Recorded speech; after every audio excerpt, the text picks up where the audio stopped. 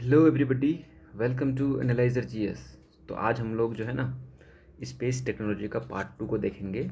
इससे पहले हम लोग पार्ट 1 अच्छे से देख चुके थे, जिसमें हम लोगों ने लॉन्च व्हीकल ये सारा टॉपिक जो है हम लोगों ने कवर कर चुका था अच्छे से। ठीक है, आज हम लोग कुछ नया चीज़ देखेंगे, जिसमें हम लोग इंडिया का क्या क्या स्पेस मिशंस हैं, जीपीएस क्या होता है, चंद्रयान का सारा वर्जन देखेंगे। ठीक है, मंगलयान देखेंगे, एस्ट्रोसेट देखेंगे, आदित्य एल1 देखेंगे, बहुत न्यूज़ में रहा है, आर्टेमिस एकॉर्ड देखेंगे, सागर संपर्क देखेंगे।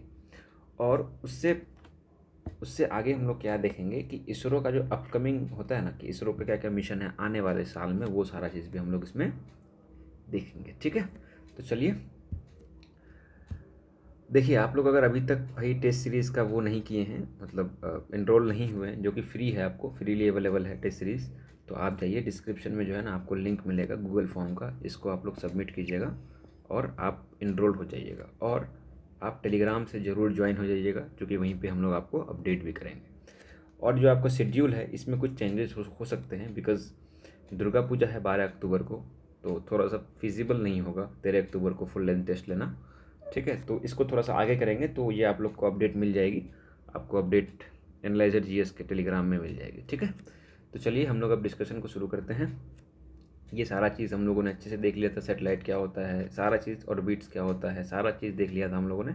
जियो सिंक्रोनस सैटेलाइट, इसका पीडीएफ आपको अवेलेबल है, लेकिन फिर भी मैं आज ना पूरा स्पेस का ही पीडीएफ डाल दूंगा, मतलब कंप्लीट स्पेस का पीडीएफ मतलब डाल दूंगा। ठीक है, तो इससे क्या होगा कि, और ये पीडीएफ आपको टेलीग्राम में मिल जाएगा, आप जाके टेलीग्राम को ज्वाइन कर लीजिए। ये सारा चीज़ हम लोगों ने देख लिया था। ठीक है, तो चलिए आज हम लोग शुरू करते हैं अपना अपना डिस्कशन। तो सबसे पहले हम लोग देखेंगे स्पेस मिशन क्या क्या इंडिया का था, तो उसमें हम लोग देखेंगे चंद्रयान के सारे वर्जन देखेंगे, मंगलयान देखेंगे। तो ये है ना इसी टाइप से मतलब लॉन्च किया गया था। चंद्रयान पहले आया था, फिर मंगलयान 1 आया था, फिर एस्ट्रोसेट आया है, चंद्रयान 2 आया था, फिर चंद्रयान 3 आया था, फिर आदित्य एल1 आया था। तो हम लोग यहाँ पे ना एक काम करते हैं, यहाँ पे हम लोग डेट देख लेते हैं कब कौन सा आया था। ठीक है, तो चंद्रयान 1 जो है ना, ये 22 अक्टूबर 2008 को आया था। कब आया था? 2008 को आया था। और ये क्या था? फर्स्ट इंटर स्पेस था। क्या था? First inter space mission mission मतलब स्पेस से बाहर पहला मिशन था। ठीक है, उसके बाद तो ये क्या था? इंटर स्पेस मिशन था, जो कि आपका आउटसाइड ऑफ द अर्थ पहला मिशन था, मतलब अर्थ के बाहर का पहला मिशन था। ठीक है, अब उसके बाद था मंगलयान। मंगलयान कब हुआ था भाई? तो ये सब याद रखना है आपको। 5 नवंबर 2013। ठीक है, और ये क्या था? सेकेंड इंटर स्पेस था भाई। होगा ही ना, जब फर्स्ट इंटर स्पेस आपका चंद्रयान 1 हो गया, तो ये सेकेंड इंटर स्पेस था। बट ये जो है ना, ये फर्स्ट इंटर प्लानरी मिशन था। क्या था? First interplanetary mission. इसमें क्या हो, मतलब आप बोलिएगा सर कि इंटरप्लानरी मिशन, इंटरप्लानरी मिशन क्या होता है, तो वो भी जान लीजिए भाई। तो इसमें लिखा हुआ है ना कि प्लानट लिखा हुआ है, राइट? क्या है? प्लेनेट लिखा हुआ है ना, प्लानट बोल रहा हूँ, प्लेनेट लिखा हुआ है। तो इंटर प्लेनेट का मतलब ये होता है कि अर्थ एक प्लानट है, तो दूसरा प्लानट में, तो इंटर प्लानटरी मिशन में क्या होगा कि दूसरा प्लानट में आप, मतलब दूसरा ग्रह जो होता है हिंदी में, उस ग्रह में जब आप कोई मिशन को भेजते हैं, तो उसे कहते हैं इंटर प्लानटरी मिशन। तो ये सबसे पहला मिशन कौन सा था? मंगलयान 1 था। ये फैक्चुअल है, आप याद रखिएगा इसको। उसके बाद आता है एस्ट्रोसेट। तो एस्ट्रोसेट क्या था? ये आपका जो है ना 28 सितंबर 2015 में लॉन्च किया गया था। ठीक है, और ये पहला एस्ट्रोनॉमिकल था। क्या था? एस्ट्रोनॉमिकल, जिसमें हम लोग मतलब एस्ट्रोनॉमिकल चीज़ों को ऑब्जर्व करने के लिए भेजते हैं। ठीक है, फिर उसके बाद चंद्रयान आ गया। चंद्रयान में क्या था? चंद्रयान आपका चंद्रयान 2 आपका था कब? जुलाई 2029 को। और ये क्या था? जब चंद्रयान फर्स्ट, ये तो अगर मानिए कि ये फर्स्ट इंटर स्पेस मिशन था, तो ये फर्स्ट लूनार मिशन भी होगा ना। लूनार मिशन, लूनार का मतलब होता है कि मून में जाने वाला। तो फर्स्ट लूनार मिशन जब होगा, तो चंद्रयान 2 क्या हो जाएगा? Second lunar mission. ये तो बेसिक है। उसके बाद आपका जो चंद्रयान 3 है, ये थर्ड लूनार मिशन था। लेकिन इसको कब लॉन्च किया गया था? इसको लॉन्च किया गया था आपका 14 जुलाई 2023। कब किया गया था? 14, देखिए ये काफ़ी न्यूज़ था। 14 14 जुलाई 2023 में लॉन्च किया गया था। तो ये काफ़ी न्यूज़ में रहा है, क्योंकि इस बार ही मतलब पिछले साल ही मतलब इसको लॉन्च किया गया था। और उसके बाद आप देखिएगा कि आदित्य L1 क्या है, आदित्य L1, आदित्य L1 में क्या है कि हम लोग इसमें सन को एक्सप्लोर करेंगे, सन की चीज़ों के बारे में जानेंगे। और ये है आपका 2 सितंबर 2023 को ही इस लॉन्च कर दिया गया था, ठीक है। और ये फर्स्ट सोलर मिशन है, ठीक है। तो यहाँ पर एक आपको बेसिक आइडिया मिल गया। अब चलिए हम लोग इन डिटेल देखते हैं चीज़ों को कि क्या है। सबसे पहले हम लोग देखेंगे जीपीएस को। तो जीपीएस आप तो यूज़ करते होंगे मोबाइल में, आप ओला करते हैं, उबर करते हैं, सारा चीज़ में आप जीपीएस का यूज़ करते होंगे, ठीक है। तो जीपीएस में क्या है ना कि वो जीपीएस और ये वाला जीपीएस में क्या है, ग्लोबल पोजिशनिंग सिस्टम में ये हम लोग को नेविगेट करने का हम लोग को हेल्प करती है। और इसमें कितने सैटेलाइट होने चाहिए, तो एटलीस्ट 24 कॉन्स्टलेशन होना चाहिए। अब बोलिएगा सर कॉन्स्टलेशन क्या होता है, तो भाई ये नेटवर्क, इसको आप मान लीजिएगा कि ऐसे ऐसे ऐसे ऐसे ऐसे ऐसे करके जुड़ा हुआ रहता है सबसे। तो ये काइंड ऑफ नेटवर्क है, ठीक है। तो सैटेलाइट का जो नेटवर्क होता है उसे हम लोग क्या बोलते हैं, कॉन्स्टलेशन बोलते हैं। इतना ही आपको जानना है। इसके बाद देखिए इसका मिनिमम जो है, और कॉन्स्टलेशन में क्या होता है कि कम से कम एक कॉन्स्टलेशन में 4 सैटेलाइट होना मतलब ज़रूरी है, ठीक है।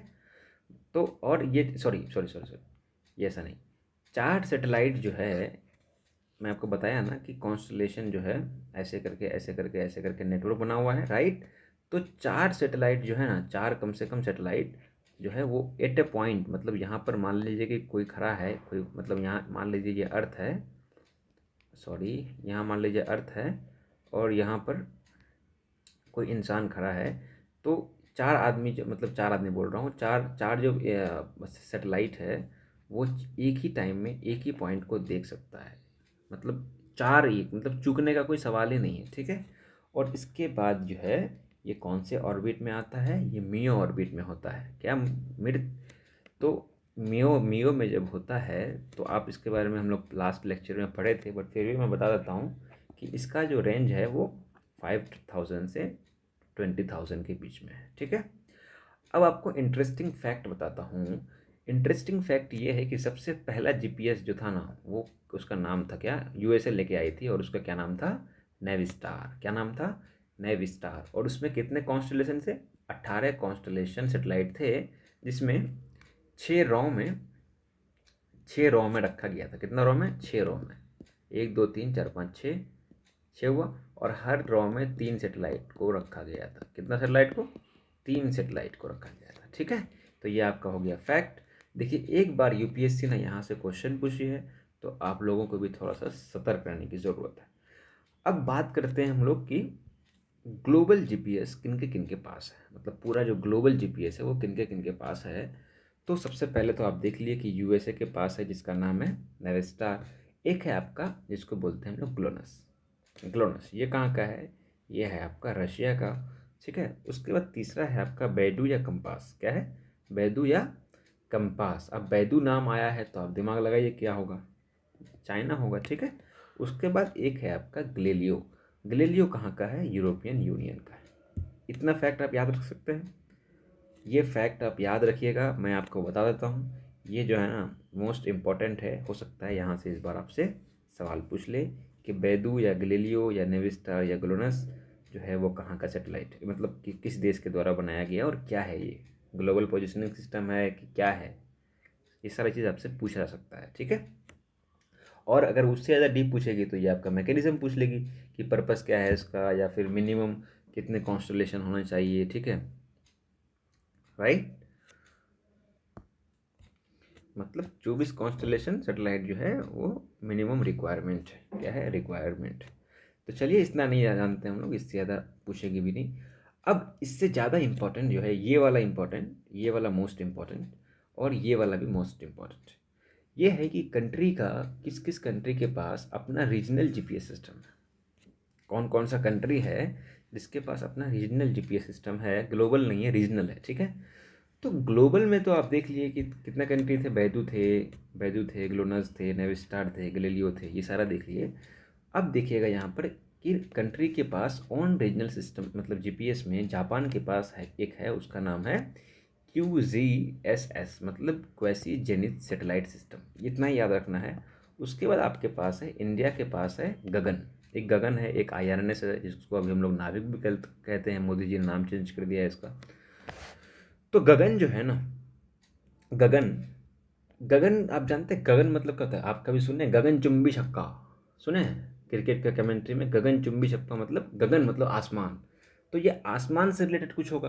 तो यहाँ पर एयर ट्रैफिक को जो है ना, एयर ट्रैफिक को हेल्प करने के लिए गगन को लेके आया है। क्या पर्पस क्या है? अगर मैं पी लिखा हूँ तो पर्पस है, तो आप याद रखिएगा, पी लिखा हूँ तो इसका मतलब पर्पस। तो ये एयर ट्रैफिक को मतलब हेल्प करता है। अब कैसे हेल्प करता है एयर ट्रैफिक, मतलब एयरपोर्ट, एयरपोर्ट वालों को कैसे हेल्प करता है? देखिए, गगन जो है ना, एयरपोर्ट अथॉरिटी ऑफ इंडिया जो है, इसरो को एक मतलब काम दिया भाई कि आप मेरा इस चीज़ को बना दीजिए, फंडिंग किया, बेसिकली फंडिंग किया। और इसरो क्या किया, ये सेटेलाइट को लगा दिया। कहाँ लगा दिया? जहाँ लगाना चाहिए था, ठीक है। ये इंस्टॉल्ड किया सेटेलाइट को। और अब इस ये सेटेलाइट के थ्रू एआई जो है अपना ट्रैफिक कंट्रोल करती है, ट्रैफिक को देखती है, कंट्रोल करती है, ठीक है। तो चलिए अब हम लोग चलते हैं नेक्स्ट। नेक्स्ट देखेंगे हम लोग IRNSS और नाविक।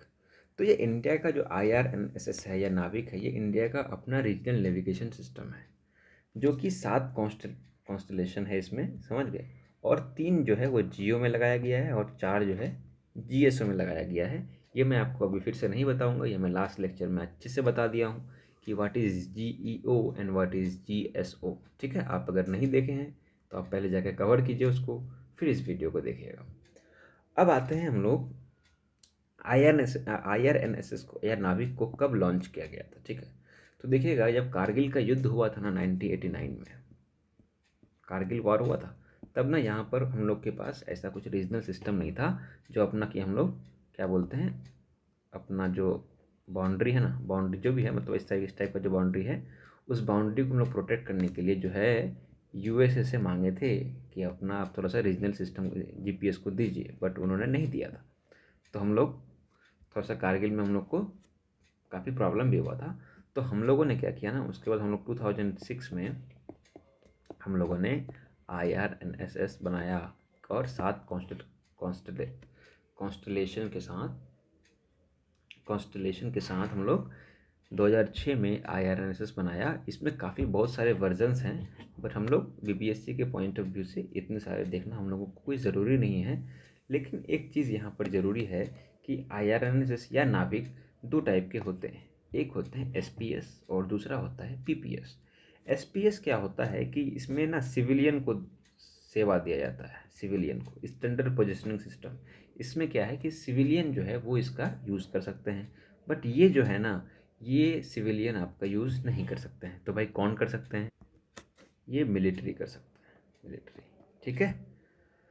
उसके बाद आप देखिएगा, मैं आपको एक मैप के थ्रू, देखिए मैप बहुत गंदा बन सकता है, बट मैं इसके लिए माफ़ी चाहता हूँ भाई कि मुझे इतना आता नहीं है मैप बनाना, ठीक है, सॉरी।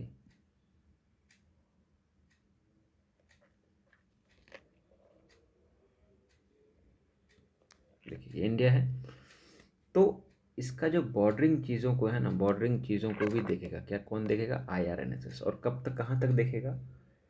1500 किलोमीटर तक। 1500 किलोमीटर कहाँ देखेगा? यहाँ पर इस एरिया में 1500 किलोमीटर देखेगा, और 10 किलोमीटर का रिजोल्यूशन होगा, 10 किलोमीटर नीचे तक देख सकता है। तो ये सब हम लोग को जानने की ज़रूरत नहीं, बट आपको मैं मतलब एक हम लोग का रीजनल GPS रहेगा तो क्या क्या बेनिफिट होगा, वो सारा चीज़ आपको यहाँ पर मैप के थ्रू मैंने बता दिया। अब एक इसमें इम्पॉर्टेंट चीज़ क्या है, इसी में आता है आपका नाविक। क्या आता है? नाविक का नाम फिर कैसे आया, ठीक है। नाविक का नाम, तो नाविक का नाम कब आया? जब आपका अपडेटेड हो गया। अपडेट कब हुआ? अपडेट आपका हो गया कि भाई मतलब इसमें क्या है, अच्छा यहाँ तो है। तो नाविक का जो नाम आया, ये अभी अपडेट हुआ है, ठीक है। और इससे पहले ना एक एक और कॉन्सेप्ट है, atomic clock. Atomic clock, atomic clock, ये थोड़ा सा लिख लीजिएगा आप लोग, मैं लिखा नहीं हूँ। एटॉमिक क्लॉक में क्या है कि मान लीजिए लीप ईयर होता है, लीप ईयर होता है, 6 घंटा बढ़ता है ना हर साल। तो सब जितने भी मैकेनिज्म थे वो 365 में थे, तो 6-6 घंटा का सीन को मतलब डिटेक्ट नहीं कर पाते थे उस हिसाब से, मतलब एक दिन पहले ही ये लोग हो, तो एक सिंक्रोनाइजेशन जो है ना वो नहीं हो पाता था। तो ये लीप ईयर वाला कॉन्सेप्ट को सिंक्रोनाइज करने के लिए एटॉमिक क्लॉक का कॉन्सेप्ट आया। ठीक है, अब हम लोग चलते हैं करंट अपडेट्स को देखते हैं। करंट अपडेट्स में IRNSS से क्या है, इसका फुल फॉर्म तो पता ही था आपको ना, Indian regional navigation satellite system. तो IRNSS को एक जो अपडेटेड वर्जन है उसको हम लोग बोलते हैं IRNSS 1J या NVS 001 या NVS 01। इसका क्या काम है पता है, इसका पर्पस क्या है कि स्मार्ट वॉच को जो है ना, स्मार्ट वॉच आप पहनते हैं, सब पहनते होंगे अब, स्मार्ट वॉच को सैटेलाइट के साथ कनेक्ट कर देना है। क्या करना है, कनेक्ट कर देना है सैटेलाइट के साथ, सैटेलाइट के साथ स्मार्ट वॉच को कनेक्ट कर देना है। और LV अगर मैं जब लिखूं तो आप समझिएगा लॉन्च व्हीकल, क्या समझिएगा, लॉन्च व्हीकल। तो लॉन्च व्हीकल इसमें कौन सा होगा, GSLV होगा। मैं सारा कुछ बता दिया हूँ कि GSLV MK2 MK3 MK1 क्या है, वो आप जाके देख लीजिएगा। तो इसका जो लॉन्च व्हीकल है वो GSLV MK2F12 है, क्या है, और GSO में इसको, इसका जो ऑर्बिट होगा वो GSO होगा। इसमें 2 पेलोड हैं, क्या पेलोड है, 2 पेलोड हैं। और लॉन्चिंग जो सेंटर्स है वो क्या है, सतीश धवन वाला जो है SDSC, ये इनका जो है लॉन्चिंग सेंटर है। ठीक है, सतीश धवन स्पेस सेंटर के बारे में एक आप फैक्चुअल चीज़ याद रखिएगा कि ये पुलिकट लेक के किनारे में बना हुआ है। क्या है, पुलिकट लेक के किनारे बना हुआ है। तो फिर हम लोग आगे बढ़ते हैं, अब देखते हैं हम लोग चंद्रयान 1। चंद्रयान जो है फर्स्ट इंटर स्पेस मिशन था, आप लोग को मैं बता दिया। उसके बाद जो है इसका लॉन्च साइट कौन सा था, SDSC से, मतलब सतीश धवन से हुआ था।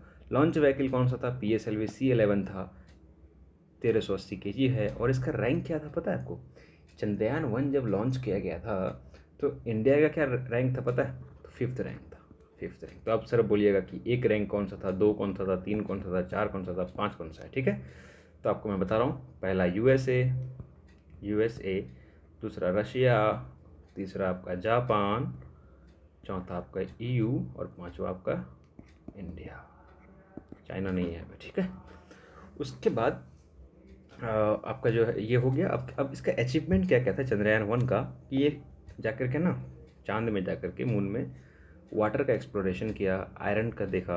उसके बाद क्रेटर और पीक का भी पता चला था, आप ज्योग्राफी में पढ़े होंगे क्रेटर और पीक क्या होता है। तो ये सारा चीज़ों का भी मतलब चंद्रयान 1 में ही हम लोग को इससे ही मालूम चला था। तो चलिए हम लोग देखते हैं चंद्रयान। उसके बाद आया था मंगलयान 2, मंगलयान 1। इसका थोड़ा सा डेट भी यहाँ देख लेते हैं।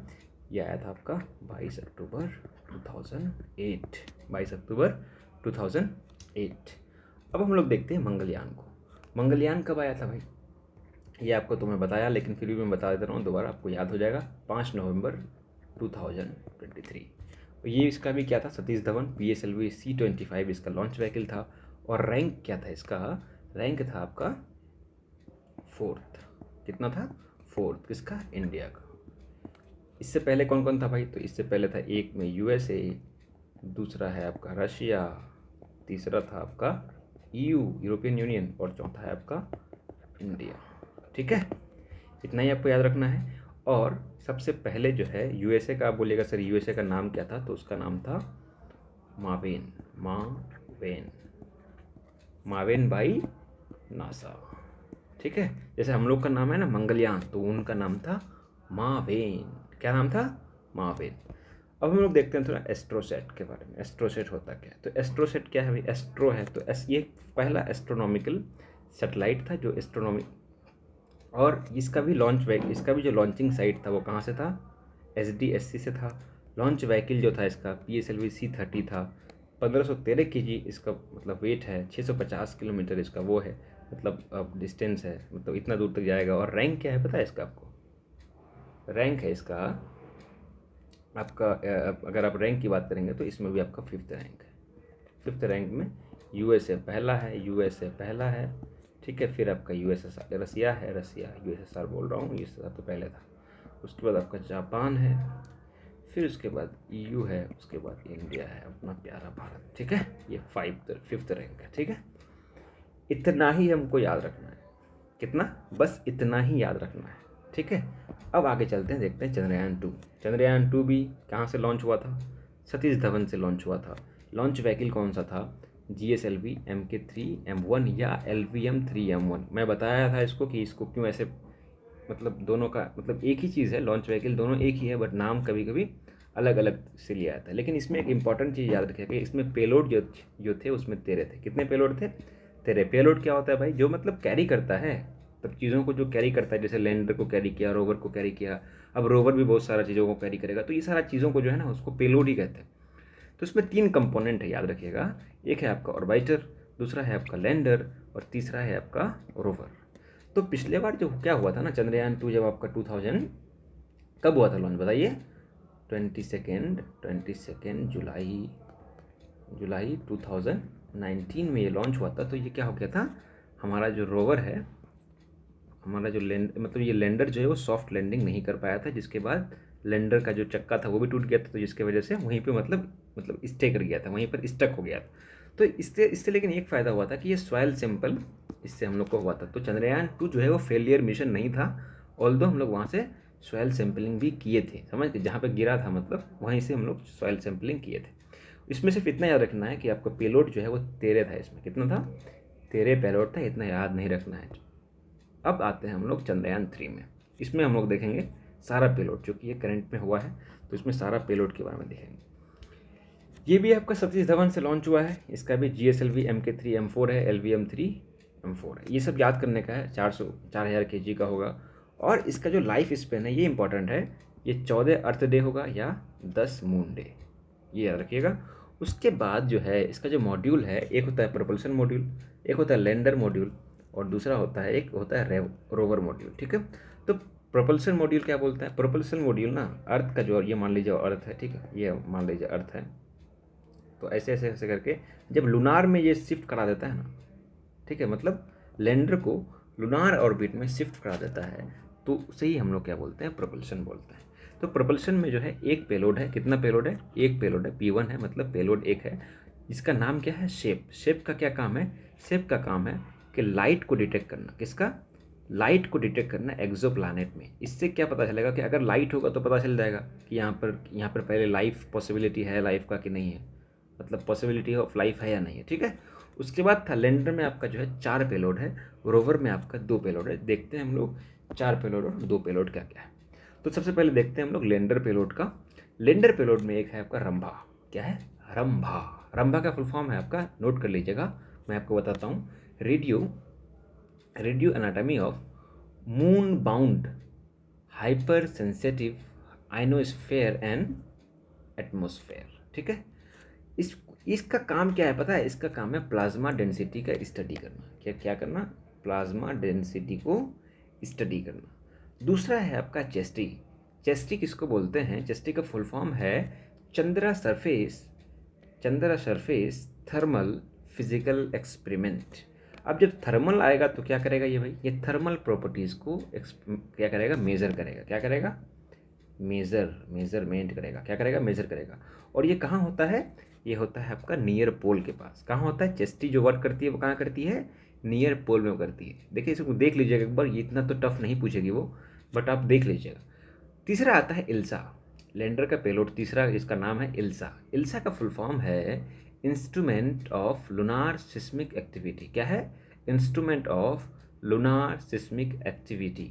अब जब सिस्मिक एक्टिविटी है तो सीधा बात है भाई कि ये सिस्मिक एक्टिविटी को रीड करता है, ठीक है। क्या करता है? मेजर करता है। मेजर करता है किसको? सिस्मिक एक्टिविटी को।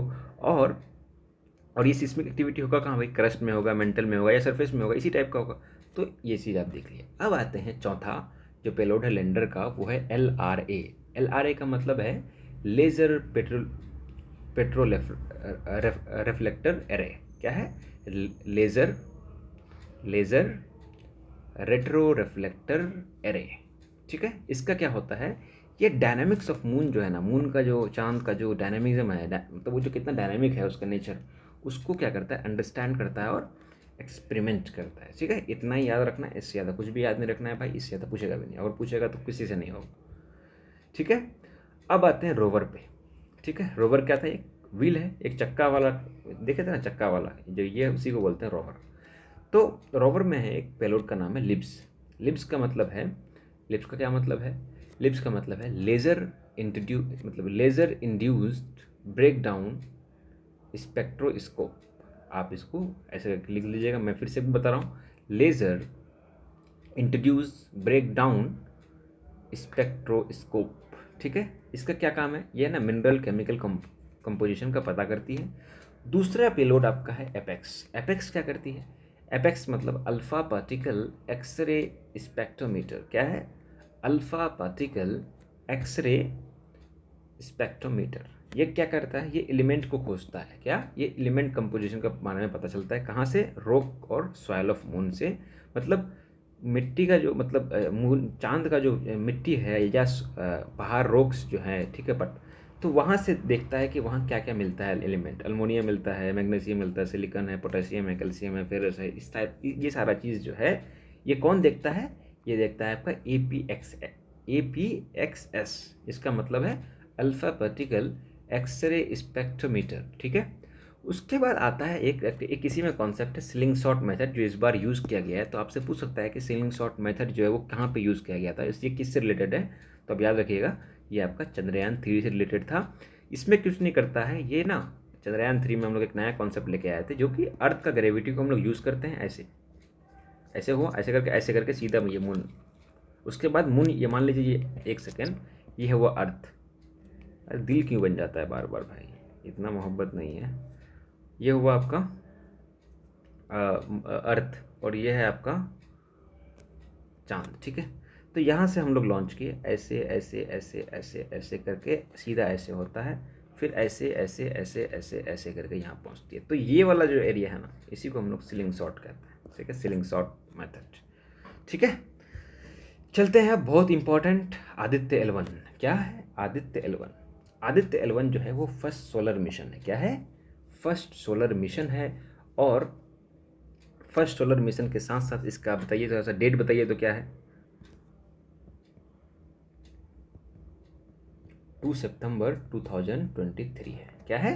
2 सितंबर, सही से लिख देता हूँ, 2 सितंबर 2023 ये फर्स्ट सोलर मिशन है। मैं आपको बताया, इसका लॉन्च व्हीकल जो है क्या है? PSLV C57। बहुत इंपॉर्टेंट है, याद कर लीजिएगा, हो सकता है पूछ ले किसका आदित्य L1 का जो लॉन्च व्हीकल है वो क्या था। फिर आप लोग बोलिएगा पता है क्या, जब क्वेश्चन नहीं बनेगा ना, तो आप लोग बोलेगा भाई ये कहाँ से पूछ दिया भाई, कहीं से नहीं, लॉन्च व्हीकल तो पता होना चाहिए कौन सा है PSLV।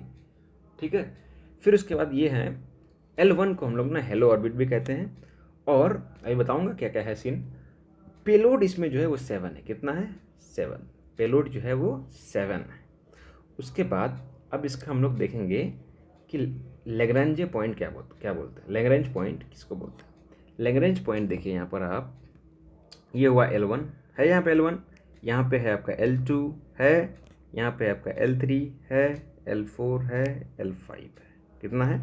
L1 L2 L3 L4 L5, L1 L2 L3 L4 L5। ठीक है, तो हम लोग देखेंगे कि L1 किसको बोलते हैं। L1 है आपका आइडियल फॉर सन ऑब्जर्वेशन। क्या है कि L1 जो है ना, L1 यहाँ पे सबसे नज़दीक में है, आप देखिएगा, मतलब L1 जो ऐसी जगह में है जहाँ से कि सन को बहुत अच्छे से आप देख सकते हैं। क्या कर सकते हैं? बहुत अच्छे से देख सकते हैं, और डिस्टर्बेंस यहाँ पर कुछ भी नहीं है, नो डिस्टर्बेंस। L2 में क्या है कि L2 में जो है ना, ऑब्जर्व करता है ब्रॉडर यूनिवर्स को। L2 जो है ब्रॉडर यूनिवर्स को ऑब्जर्व कर सकता है, बट इसके बीच में जो है ना वो अर्थ आ जाती है, तो सही से क्लियर विजन नहीं मिलता है। अर्थ शेडो आती है और टेम्परेचर कम होता है। ऑब्वियसली भाई अर्थ बीच में आ जाएगा तो टेम्परेचर तो कम होगा, राइट? ये हो गया। अब आता है आपका L3। क्या है? L3, इसको देखेंगे, इस पॉइंट को हम लोग L3 बोलेंगे। L3 क्या है कि ये ना सन के बाहर हिस्से के, मतलब सन के बाहरी हिस्से को ये जो है ये स्टडी करता है। और ये सन के पीछे है, बिहाइंड है ना, और अर्थ के जो है अर्थ के ऑपोजिट में है, मतलब इस साइड, मतलब यूनिवर्स तो गोल है भाई, तो ऐसे करके देखिएगा तो ऐसे। ठीक है, उसके बाद है आपका L4 क्या है? L4 जो है ये स्टेबल पोजीशन में है। इसका पोजीशन जो है, अब इससे पूछ सकता है आपको कि कौन सा लैग्रेंज पॉइंट ऐसा है जो स्टेबल है, तो वो है L4।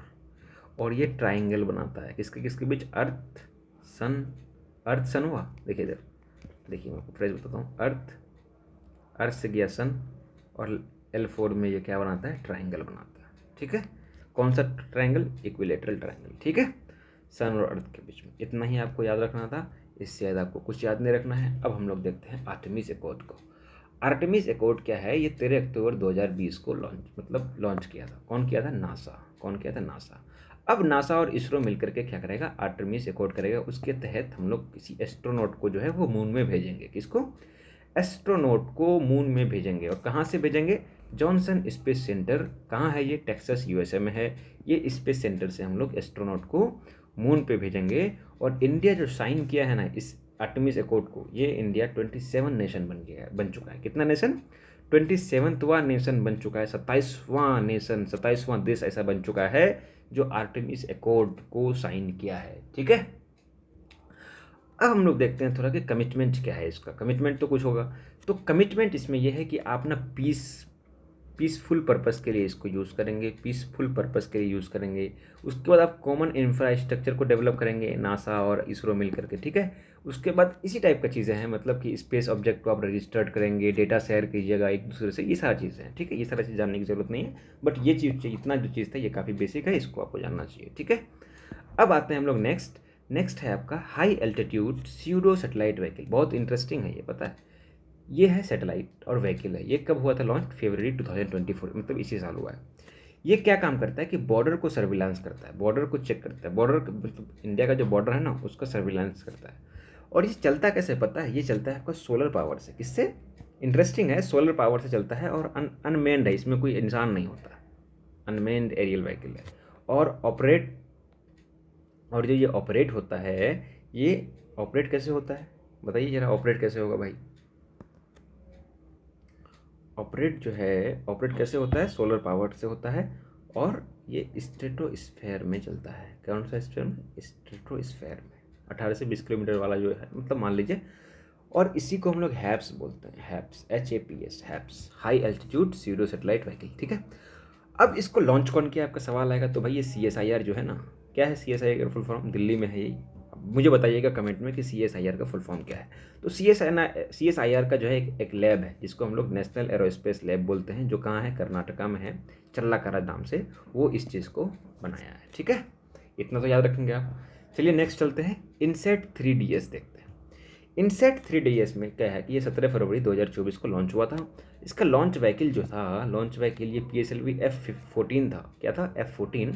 और इसको जो है ना क्यों यूज़ किया गया था, इसको वेदर फोरकास्टिंग सेटेलाइट के लिए भी जाना जाता है। ये वो भी काम करता है और सर्च एंड रेस्क्यू भी करता है। कब, जब डिज़ास्टर या कुछ भी इंसिडेंट हो जाता है तो ये सर्च एंड रेस्क्यू को करने में भी हेल्प करता है।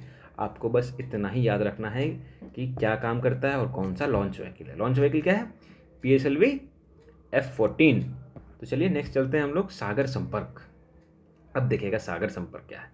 सागर संपर्क में क्या है ना कि सागर संपर्क एक टाइप का DGNSS है, मतलब differentiated global navigation satellite system. इसमें क्या होता है, ये कॉन्सेप्ट है DGNSS। इसमें क्या होता है कि बहुत सारा देश का जो अपना GPS बना हुआ है ना, उससे हम अपना लेंगे डेटा। उससे डेटा लेकर के हम अपना नेविगेशन या अपने क्षेत्र पे स्ट्रॉन्ग करेंगे। अब मैं आपको बताता हूँ कैसे करते हैं। ये ministry of port shipping and waterways के द्वारा मतलब इसको लॉन्च किया गया है। और पर्पस इसका क्या है, मैरीटाइम नेविगेशन। अब मैं आपको दिखाता हूँ एक मैप के थ्रू। फिर से बता रहा हूँ, मैप बहुत गंदा बनेगा बट क्या कर सकते हैं, समझाना है। ठीक है, तो ये हो गया आपका, ये हो गया मैरीटाइम, है ना। मैरीटाइम मतलब ये समंदर वाला एरिया है हम लोग का। कलर चेंज करने दीजिए एक सेकंड, पानी वाला कर लेते हैं, ब्लू कलर। ये है हम लोग का पानी वाला चीज, तो समंदर। तो इसमें क्या करेगा ना, ग्लोबल GPS कौन कौन सा था आपको मैं बताया ना, नेविस्टार है, नेविस्टार है। उसके बाद आपका बैडू था, BIDOU, बैडू था, ग्लोनस था और ग्लेलियो था ना। तो ये सारा से डेटा शेयर करके लेगी, क्या लेगी, ये डेटा यहाँ से लेगी। कौन लेगी भाई, मिनिस्ट्री ऑफ पोर्ट शिपिंग वाला जो सागर संपर्क के मतलब तहत ये यहाँ से डेटा लेगी। और हम लोग यहाँ पर अपना मैरीटाइम सिक्योरिटी को इम्प्रूव करेंगे और यहाँ पे हम लोग नेविगेशन भी करेंगे। ठीक है, क्या करेंगे, मतलब कोस्टल एरिया को हम लोग, कोस्टल एरिया का navigation through the help of GPS। ठीक है, ये चीज़ याद रखिएगा, बस इसको इतना ही याद रखना है। इससे ज़्यादा कुछ नहीं। नेक्स्ट चलते हैं हम लोग, अब अपकमिंग इसरो मिशन पे आते हैं कि अब आगे का क्या क्या हम लोग का है। तो गगनयान मिशन हम लोग को आने वाला है। गगनयान मिशन में क्या क्या है, गगनयान मिशन में थोड़ा देख लेते हैं। ये फर्स्ट मैन्ड मिशन होगा। क्या होगा, फर्स्ट मैन्ड मिशन होगा, जो कि पहले तो अनमैन्ड ही होगा, पहला में मतलब लास्ट में गगनयान 3 में मैन्ड मिशन जाएगा। और एक चीज़ इसमें इम्पॉर्टेंट याद रखिएगा कि यहाँ पे जो ट्रेनिंग मिलता है ना, वो कहाँ से मिलता है, वो आपका मिलता है रसिया से। कहाँ से, रसिया से। इसमें 3 फेज़ है। कितने फेज़ है, 3 फेज़ है। फर्स्ट फेज़ में क्या है कि अनक्रियो मिशन होगा, मतलब इसमें इंसान नहीं जाएगा, जो कि सक्सेसफुल हो चुका है और 21 अक्टूबर 2023 को ये चीज़ लॉन्च कर दिया गया था और सक्सेसफुल भी हो गया है। ठीक है। उसके बाद सेकेंड फेज़ है। सेकेंड फेज़ में क्या है, अनक्रियो होगा, लेकिन इसके साथ एक रोबोट जाएगी जिसका नाम होगा वयोमित्रा। बहुत इंपॉर्टेंट है वयोमित्रा। क्या है, सेकेंड फेज़ में गगनयान मिशन में वयोमित्रा नाम का एक रोबोट जाएगी। उसके बाद जो ये सक्सेसफुल अगर हो गया तो हम लोग थर्ड फेज़ में क्रू मिशन भेजेंगे, जहाँ पर हम लोग 3 आदमी को भेजेंगे। अब आप बोलिएगा 3 आदमी का नाम क्या है, तो 3 आदमी का नाम आप गूगल कर लीजिएगा, क्योंकि मुझे थोड़ा सा भी याद नहीं आ रहा है, आप गूगल कर लीजिएगा। ठीक है। अब चलते हैं हम लोग इंटर स्पेस स्टेशन में। इंटर स्पेस स्टेशन जो है ISS, इसको ऑपरेट कौन करता है, नासा करता है, रोसकॉस्मोस करता है जो रसिया का है, जैक्सा करता है जापान का है। जैक्सा कहाँ का है, जापान का है। ESA कहाँ का है, यूरोपियन यूनियन का है, यूरोपियन यूनियन का है। और CSA कहाँ का है, कनाडा का है, कनाडा। ठीक है। और इंडिया जो है अपना इंटरनेशनल स्पेस स्टेशन का मतलब अपना स्पेस स्टेशन इंडिया कब बनाएगी, 28 से 35 के बीच में बनाएगी। तो आप 35 मान लीजिए, जिसमें हम लोग का है 20 टन वेट, हम लोग 20 टन का हम लोग स्पेस सेंटर बनाएंगे, स्पेस स्टेशन बनाएंगे। और चाइना जो है ना, याद रखिएगा यहाँ पे एक फैक्ट, चाइना जो है 1000 kg का स्पेस स्टेशन बना रही है। ठीक है। अब चलते हैं हम लोग नेक्स्ट देखते हैं पुष्पक। पुष्पक क्या है, पुष्पक। पुष्पक में क्या है, लॉन्च व्हीकल जो यूज़ होगा वो क्या होगा, कौन सा होगा, रीयूजेबल होगा। क्या होगा, रीयूजेबल। आप जाके पहला लेक्चर में देखिए, मैं वहाँ पे बताया हूँ क्या है। और इसको कहाँ से रनवे, मतलब इसको कहाँ पे एक्सपेरिमेंट किया गया था, चल्लाकेरे रनवे, कहाँ पे, कर्नाटका में। और ये किसके थ्रू, मतलब ये 4.5 किलोमीटर जो है ना, ये हाइट में जाएगा। एक हेलीकॉप्टर है हम लोग का चिनूक नाम से, उस हेलीकॉप्टर के थ्रू यहाँ पर मतलब इसको जो है पुष्पक को उड़ाया जाएगा। तो 4 किलोमीटर 5 किलोमीटर तक चिनूक की सहायता से उसको उड़ाया जाएगा। ये हेलीकॉप्टर है। यहाँ देखिए मोदी जी कितना मुस्कुरा रहे हैं। ठीक है। तो सोचे कि वाह, फिर से रीयूजेबल को लॉन्च कर रहे हैं। ठीक है, इस टाइप का। तो चलिए, लेक्चर हो गया हम लोग का शायद लास्ट। अब आप लोग का काम है इसरो, SDSC और नासा। ये जो है ये कब बना था। ठीक है। और ये कहाँ स्थित है, ये सारा चीज़ आप हमको कमेंट में कीजिएगा। 1 नंबर क्वेश्चन है, इसरो का मतलब इसका जो इस्टेब्लिशमेंट है वो कब हुआ था और ये कहाँ पर है। ठीक है, मतलब लोकेशन कहाँ है इसका, लोकेशन। उसके बाद दूसरा होगा आपका SDSC, Satish Dhawan space centre. उसके बाद तीसरा होगा आपका नासा। ये इसके बारे में आप कमेंट कीजिएगा। और देखिए, अब स्पेस में कंप्लीट करा चुका हूँ। इसके बाद आपको पता ही है क्या क्या आने वाला है। अगर आप लोगों का रिस्पॉन्स नहीं रहा, मैं आपसे 2 मिनट आप रुकिएगा, बस 2 मिनट। अगर आप लोग का रिस्पॉन्स नहीं रहा भाई, तो मैं दूसरा लेक्चर लाने में पहले अब सोचूंगा कि लाना है या नहीं लाना है साइंस एंड टेक्नोलॉजी। ठीक है। तो चलिए, इसी के साथ अपना लेक्चर को एंड करते हैं। आप जाइएगा प्लेलिस्ट में, आपको करंट अफेयर्स, ज्योग्राफी, हिस्ट्री, मतलब जितने सब्जेक्ट होते हैं BPSC का, मैं क्या इतना नाम लूँगा, सारे सब्जेक्ट्स आपके डले हुए हैं। जाइए, अपने दोस्तों को भी शेयर कीजिए और हमें सब्सक्राइब करना नहीं भूलिएगा, क्योंकि यही सब्सक्रिप्शन है जो हमको मोटिवेट करती है। ठीक है। उसको आप हमारे टेलीग्राम चैनल में ज्वाइन हो जाइएगा, क्योंकि आपको वहाँ पर सारे अपडेट्स मिलते रहेंगे। ठीक है। तो चलिए, अपना बहुत बहुत ख्याल रखिएगा। बिहार में बाढ़ भी आया हुआ है, तो अपना, अपने फैमिली का और अपने समाज का भी ख्याल रखना है। बहुत बहुत धन्यवाद। Thank you.